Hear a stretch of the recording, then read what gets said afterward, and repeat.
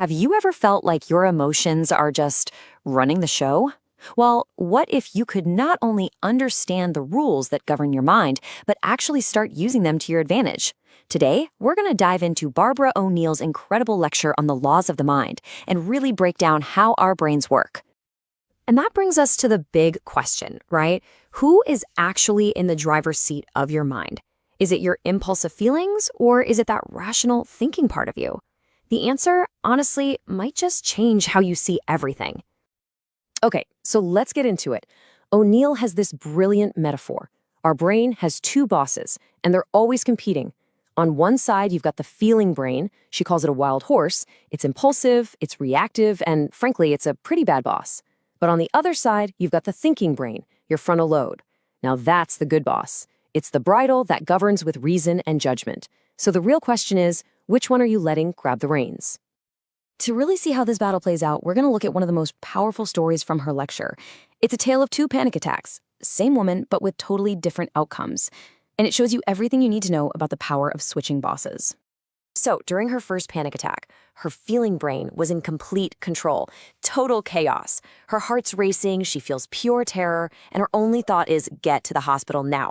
That wild horse was running rampant, and she was just being dragged along for this terrifying ride. But then, something shifted. She decided to arm herself with knowledge. She started learning about hormonal imbalances and what Oneill calls the 8 laws of health. Fundamental stuff like nutrition, exercise, hydration, rest. This knowledge became her ammunition, the tools her thinking brain needed for the next time. So, sure enough, a second attack hits months later. The physical feelings, they were identical, but her response, completely different. As soon as that panic started to rise, her frontal lobe, her good boss, kicked right in and said, aha, I know what this is, and I know exactly what to do. And this is where it gets so practical. Look at her plan. Instead of letting panic take over, she just calmly acknowledged the feeling. She used simple tools like Celtic salt and water, she brewed some tea, and she focused on her breathing. She was literally talking herself through it, saying, this will pass. And you know what? Within 15 minutes, it did. She had used her thinking brain to tame that wild horse. So what's the science behind this incredible transformation? Well, it's a concept called neuroplasticity. It's the brain's absolutely amazing ability to forge new pathways, to literally rewire itself based on our thoughts and our actions. And the best part? We can keep doing this our entire lives. And here's a number you're gonna want to remember.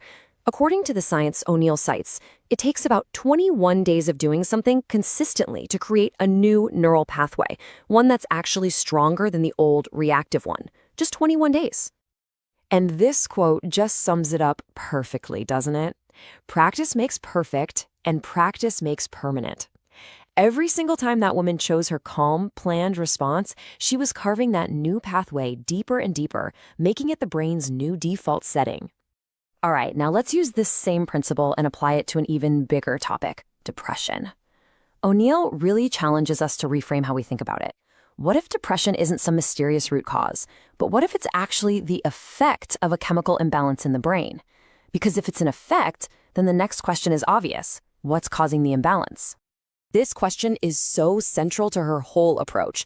Instead of just trying to treat the symptom, she basically says we need to become detectives and investigate what's causing that chemical imbalance in the first place. So, the investigation starts by looking at what we might be lacking.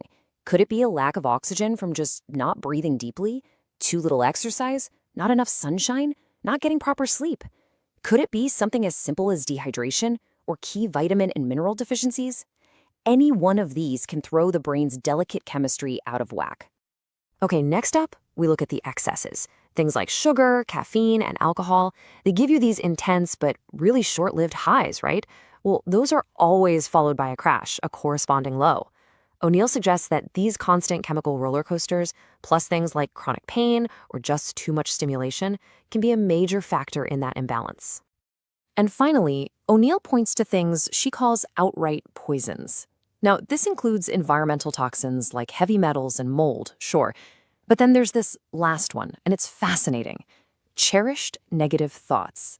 The idea is that by dwelling on negativity, we can create these little thorns in our brain that can physically damage the tissue. Wild, right? This is such a powerful way to put it all together. You might have a genetic predisposition for something, sure, but that doesn't seal your fate. It just loads the gun. It's your daily choices, your lifestyle, that ultimately pull the trigger. So if our brain can literally change, and our lifestyle is what pulls the trigger, how do we aim it in the right direction? Well, this is where Oneill gives us a really practical toolkit. She lays out 4 fundamental laws that are basically the principles for governing our own inner world. Here they are: the law of choice, the law of forgiveness, the law of words, and the law of adaptation.